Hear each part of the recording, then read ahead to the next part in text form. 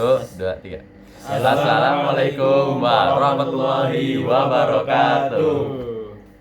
Baik, perkenalkan kami dari kelompok Startup Barkas akan mempresentasikan hasil dari kerja kami, yaitu BMC dan analisis SWOT terhadap startup Barkas kami. Sebelumnya izin memperkenalkan diri. Perkenalkan, saya Fazil Kesarifi dan teman-teman saya. Saya Asbah Ramadan. Saya Sifa Atala Muzaki. Saya Muhammad Hanif Nurdin Jabar. Baik, selamat menikmati. Apa kata-katanya? Ya udah. Udah. Nanti gue joget lagi kot. Ini saya ingin menjelaskan bisnis model kanvas dari perusahaan kami, yaitu Barkas, barang bekas. Poin pertama yaitu value proposition. Yang pertama, kami menyediakan produk berkualitas dengan harga terjangkau, yang dimana produk-produk kami ini produk yang masih dapat digunakan dan masih bagus dengan harga-harga yang terjangkau. Kemudian yang kedua adalah pilihan barang beragam. Kami menyediakan barang-barang mulai dari barang elektronik, transportasi, dan barang-barang bekas lainnya yang masih bagus dan juga dapat digunakan. Yang ketiga yaitu keamanan transaksi terjamin dan terverifikasi. Jadi kami memberikan keamanan transaksi dan juga terverifikasi yang sudah dijamin oleh OJK dan juga Menkominfo. Yang keempat, memberikan akses mudah ke berbagai kategori barang bekas, sehingga barang bekas apapun dapat diakses dengan mudah oleh para pelanggan. Jadi mereka tidak sulit untuk mencari barang bekas yang mereka inginkan. Kemudian transparansi kondisi barang melalui deskripsi dan foto detail. Jadi kami memberikan barang-barang dengan jelas dan detail melalui foto dan deskripsi tanpa ada penipuan atau scamming. Kemudian pilihan pembayaran yang fleksibel dan aman. Kami memberikan layanan kepada para pelanggan untuk membayar melalui online atau offline dengan fleksibel, boleh itu melalui bank ataupun melalui media lainnya. Kemudian layanan pengiriman cepat dan harga pun terjangkau. Kami memberikan layanan pengiriman yang cepat, aman, dan juga tepat, dan juga pengiriman pun harganya terjangkau. Kemudian garansi pengembalian uang untuk barang yang tidak sesuai dengan deskripsi. Kami di sini menjamin barang-barang kami bagus dan juga aman dan juga harga terjangkau. Apabila barang tersebut tidak sesuai dengan deskripsi yang telah kami berikan, maka kami memberikan garansi kepada para pelanggan. Setelah value proposition, di sini saya akan menjelaskan customer segment, yaitu pelanggan yang kami targetkan. Ada 3. Yang pertama yaitu mahasiswa dari range 17 sampai dengan 25 tahun. Kemudian ada masyarakat umum dari range umur 26 sampai 40 tahun.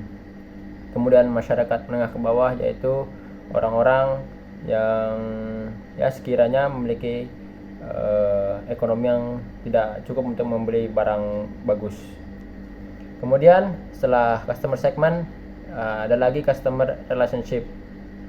Kami memberikan poin loyalitas atau diskon kepada pelanggan yang sangat loyal kepada kami, yang sering berbelanja kepada perusahaan kami, sehingga kami memberikan diskon-diskon kepada para pelanggan kami.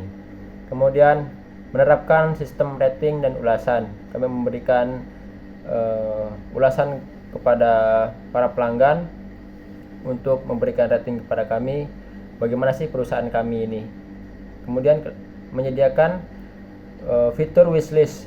Jadi apabila para pelanggan itu belum ingin membeli barang tersebut, tetapi ada barang yang mereka inginkan, mereka bisa menaruhnya di wishlist barang-barang tersebut.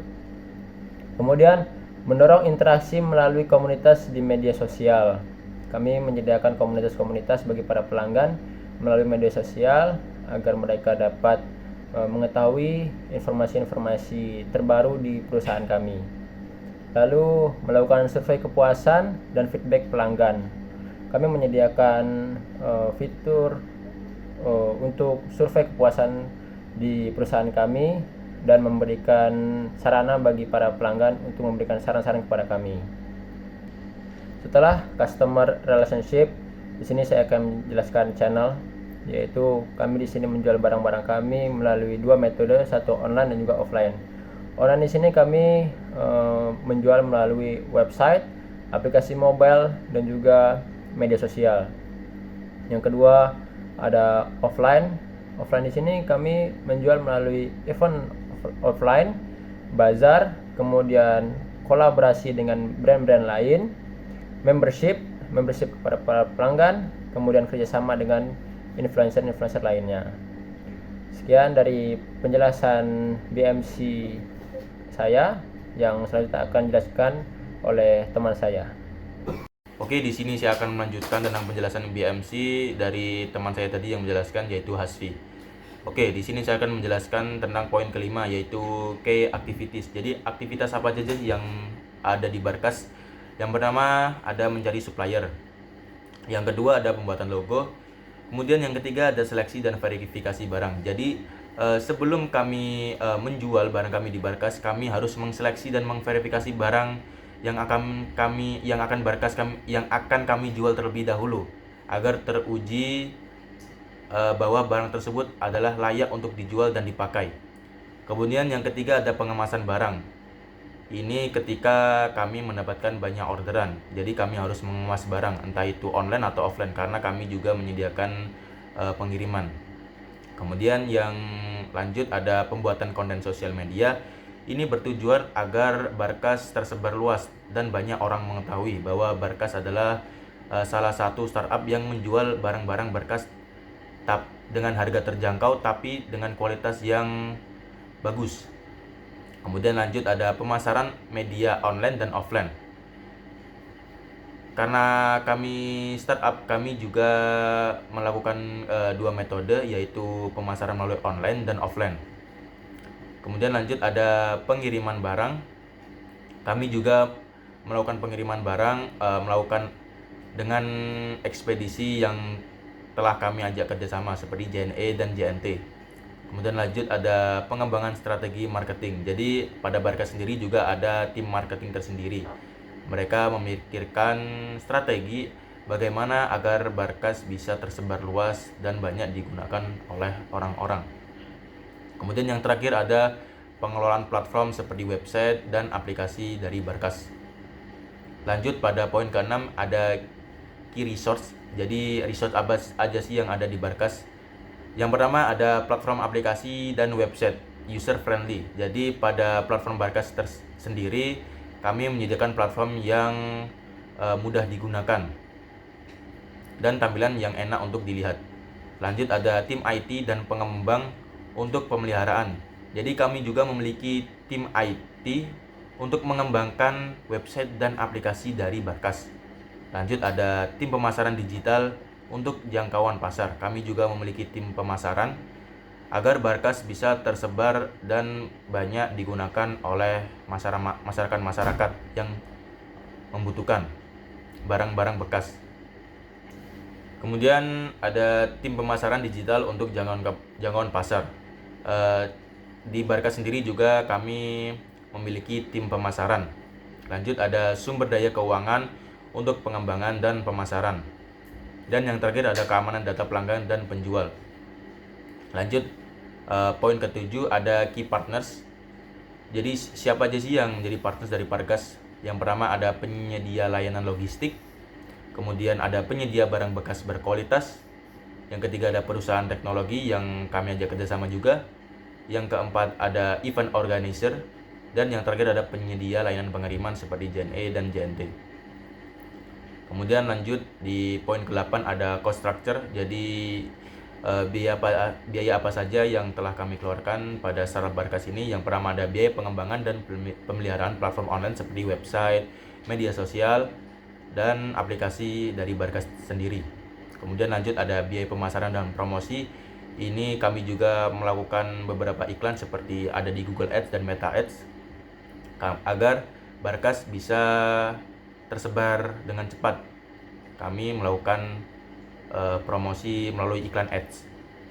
Yang ketiga tidak kalah penting yaitu gaji karyawan, mulai dari tim customer service, pemasaran, pengembangan, habis itu tim marketing dan lain-lain. Kemudian ada biaya pengiriman dan logistik, dan yang terakhir ada biaya hosting dan keamanan data. Oke, poin yang terakhir ada revenue stream. Jadi aliran pendapatan kami ada pada apa saja sih? Yang pertama ada biaya transaksi atau komisi dari setiap penjualan dari Barkas. Yang kedua ada model perlangganan untuk fitur premium seperti pencarian protes. Jadi di Barkas sendiri kami juga pada aplikasi kami menyediakan fitur premium.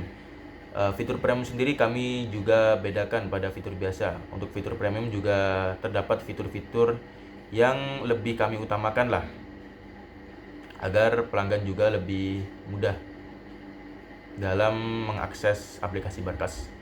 Kemudian yang ketiga ada biaya listing khusus untuk penjual yang ingin barangnya ditampilkan lebih. Kemudian ada iklan dalam aplikasi atau website bagi penjual yang ingin lebih banyak exposure. Kemudian yang terakhir ada penjualan produk atau layanan tambahan seperti garansi.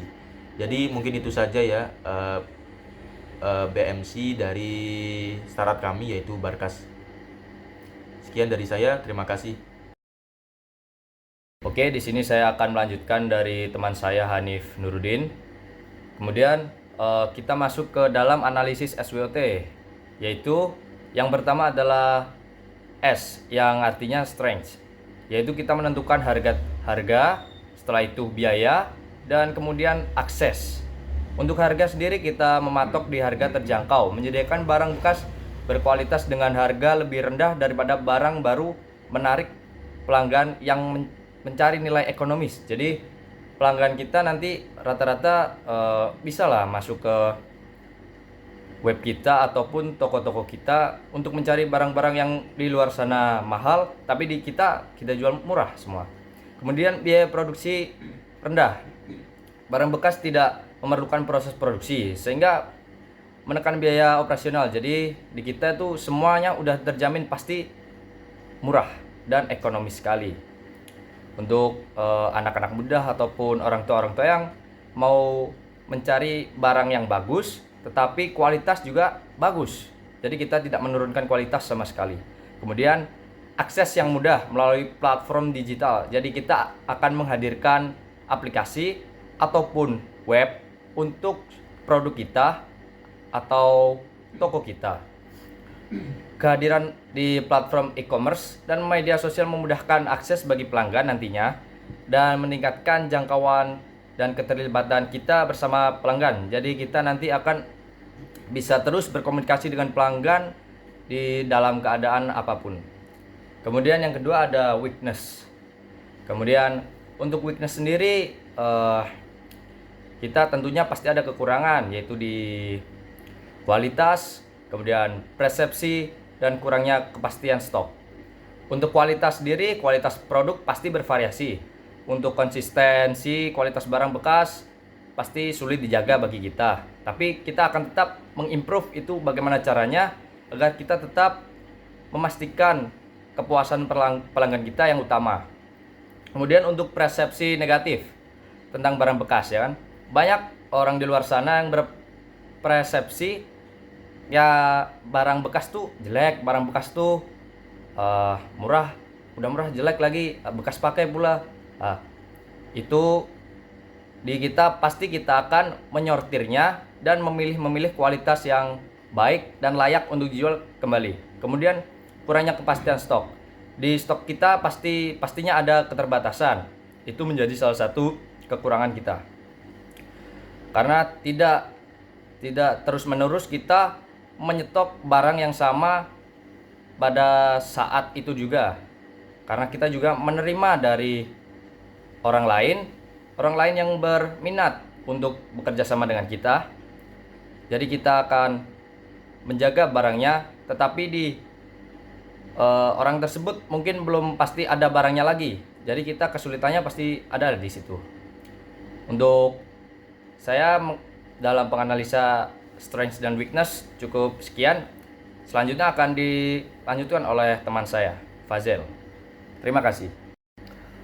Baik, saya Fadril Sa'arifi akan melanjutkan analisis SWOT, yaitu opportunities dan threat-nya. Yang pertama yaitu opportunities dari Barkas kami. Yang pertama ada kerjasama dengan marketplace besar seperti dengan Shopee, Tokopedia, ataupun OLX. Itu kolaborasi dengan platform e-commerce besar dapat meningkatkan exposure dan memperluas pangsa pasar kami. Jadi seperti yang kita tahu itu ada OLX duluan yang dimana udah besar yang juga melakukan barang-barang bekas seperti kami, dan juga ada juga Shopee dan Tokopedia di mana itu ada beberapa orang yang menjual barang-barang bekas, dan kita juga bisa bermitra dengan mereka jika ingin mereka fokuskan barang bekas itu dengan kami. Lalu yang kedua ada pengembangan produk spesifik.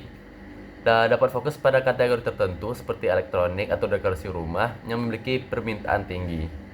Jadi dengan mengembangkan produk spesifik itu dapat meningkatkan penghasilan kami sehingga dapat itu menjadi peluang bagi kami. Yang ketiga dengan kemitraan dengan penyedia jasa perbaikan. Seperti yang kita ketahui itu Barkas merupakan penyedia barang bekas dan di mana rawan dengan kerusakan-kerusakan yang telah pemakaian. Jadi dapat melakukan jasa perbaikan sebagai tambahan bagi pelanggan yang ingin memperbaiki barangnya sehingga mungkin dapat sedikit mengurangi biaya perbaikan jika tempat yang lain. Poin berikutnya ada threats atau ancaman untuk saat kami. Yang pertama ada persaingan dengan e-commerce besar. Balik lagi seperti kerjasama tadi, itu persaingan dengan e-commerce besar tentu jadi halangan bagi kami karena belum tentu juga mereka akan bekerjasama dengan kita. Yang pertama ada OLX tentunya yang sebagai penyedia barang bekas yang lebih besar daripada kita, sehingga Barkas harus bisa membedakan diri untuk menarik pelanggan. Lalu ada fluktuasi pasar, yaitu permintaan barang bekas bisa berubah tergantung kondisi ekonomi atau tren, sehingga Barkas perlu strategi adaptasi. Mungkin sekarang tren-trennya lagi ada thrifting, yaitu seperti baju-baju bekas atau pakaian-pakaian bekas.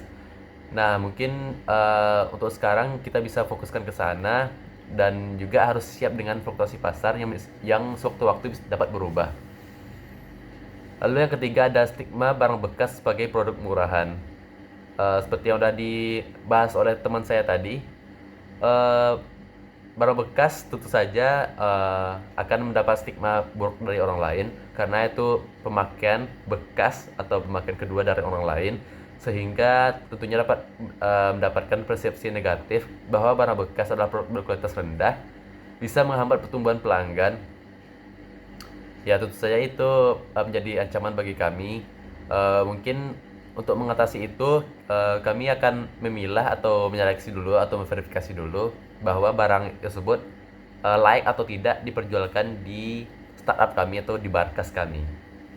Jadi mungkin sekian dari analisis SWOT untuk startup Barkas kami, dan juga untuk mengakhiri dari presentasi kami mengenai BMC dan SWOT startup Barkas. Dari saya sekian, terima kasih. Baik, sekian dari hasil presentasi kami. Bila ada kesalahan dan kekurangan mohon dimaafkan. Bagaimana teman-teman? Hasil dari perusahaan kami, apa kalian tertarik untuk membelinya? Terlalu ya. Ayo, Kita bikin kan. Oke. Segera bergabung di Barkas. Gas lah, masuk ya. Oke lah. Startup terbaik nih. Wadah. Bye. Wadah.